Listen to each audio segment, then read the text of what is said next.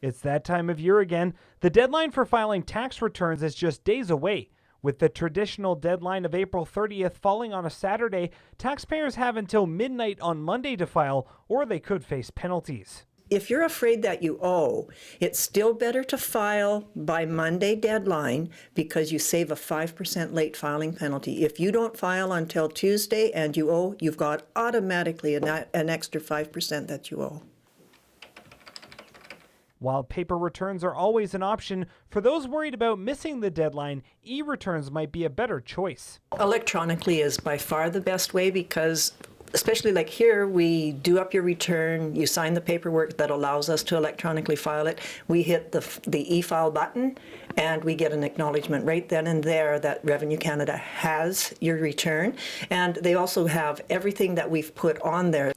For those who fill out their own returns, there may be some common mistakes they could fall victim to. I think in this area, it's the Northern Residence deduction. Because we live up here in the north, we get an extra deduction on our taxes. And we find that so many people just put it on one person's return. When, if there's a family of, let's say, 4 people, and they're all working outside the home, then they should share the Northern deduction. Revenue Canada allows you to do that, and then you get more money into the family pocket. Aside from the Northern Residence deduction, another error by younger taxpayers is forgetting to declare all of their income. We see where we have young fellows, they'll sometimes have 7 or 8 jobs and forget about 1 or 2 of them. That costs them a lot of money down the road because Revenue Canada does that cross-matching and they find all of that income.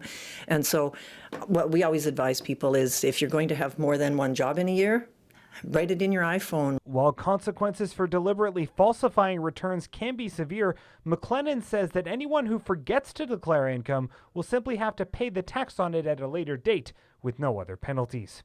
Hugh Smith, CJDC TV News, Fort St. John.